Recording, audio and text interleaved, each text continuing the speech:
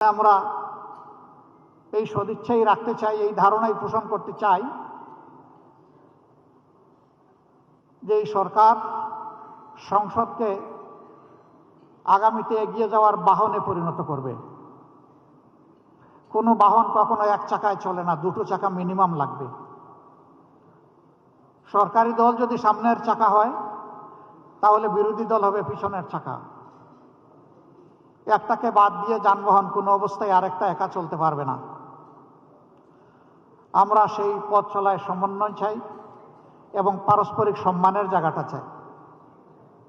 আমরা আমাদের মহান জাতীয় সংসদের একটা সেকেন্ড নষ্ট হোক এইভাবে এটার আমরা প্রত্যাশা করি না যে জাতীয় সংসদ হবে কারো চরিত্র হননের কেন্দ্রবিন্দু, বরঞ্চ জাতীয় সংসদ হবে দেশের সমস্যার সমাধানের কেন্দ্রবিন্দু। রোজকার সাধারণ খাবার এখন হবে অসাধারণ। প্রাণ স্বাদের মশলা, স্বাদ বাড়ায়, ঘ্রাণ ছড়ায়। যে সমস্ত ব্ল্যাক ল এখনো আমাদের সংবিধানে রয়ে গেছে, আমরা সম্মিলিতভাবে সেগুলা দূর করার প্রয়াস চালাব। আর জাতিকে একটা সুস্থ, বিকশিত, সম্মানের জাতি হিসাবে বিশ্বের দরবারে দাঁড় করানোর জন্য যে আইন সংযোজনের প্রয়োজন, আমরা প্রত্যাশা করব যে সরকারি দল এবং বিরোধী দল মিলে সেভাবেই আমরা এগিয়ে যাব।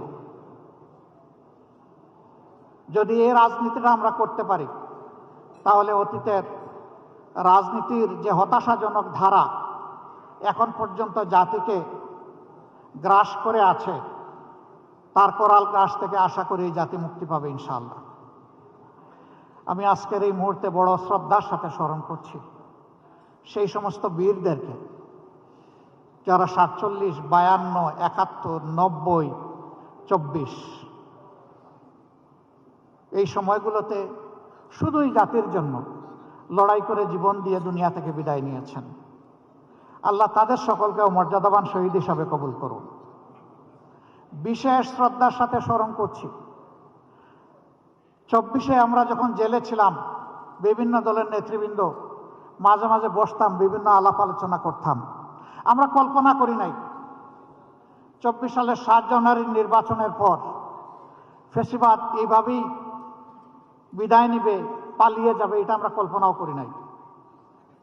কিন্তু এই অসাধ্যকে সাধন করেছে আমাদের শার্দুল সন্তানেরা, আমাদের সিংহ শাবকেরা, আমাদের জুলাই যোদ্ধারা।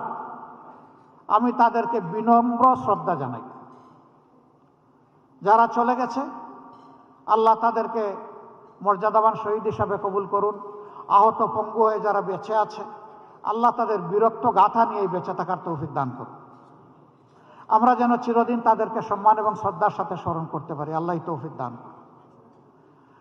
সম্মানিত সুধী মণ্ডলী, আজকের এই রমজান আমাদেরকে কি শিক্ষা দিচ্ছে?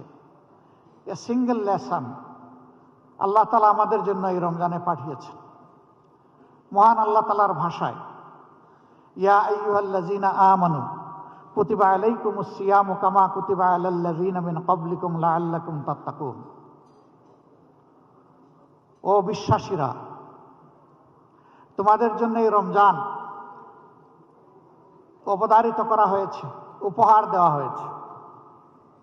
যেমনটি তোমাদের পূর্বে যারা এসেছিলেন নবী পয়গম্বর এবং তাদের সঙ্গী বিশ্বাসীদের জন্য, তেমনটি তোমাদের জন্য এটা করা হলো। আশা করা যায় তোমরা তোমাদের চিন্তায়, কথা এবং কাজে তোমাদের প্রভু আল্লাহ তাআলাকে তোমরা ভয় করবে। এই ভয় করার নীতি তোমরা অবলম্বন করে চলবে। যাদের অন্তরে আল্লাহর ভয় থাকে, আমরা বিশ্বাস করি আল্লাহর কসম, তাদের হাতে কখনো মানুষের আমানতের খেয়ানত হতে পারে না। তারা মানুষের আমানতের ব্যাপারে বড়ই সতর্ক সজাগ থাকেন। আল্লাহ তাআলা আমাদের সকলকে যেন আল্লাহ তাআলার সৃষ্টির সেই আমানতের পবিত্র হেফাজত করার তৌফিক আল্লাহ আমাদেরকে দান করেন।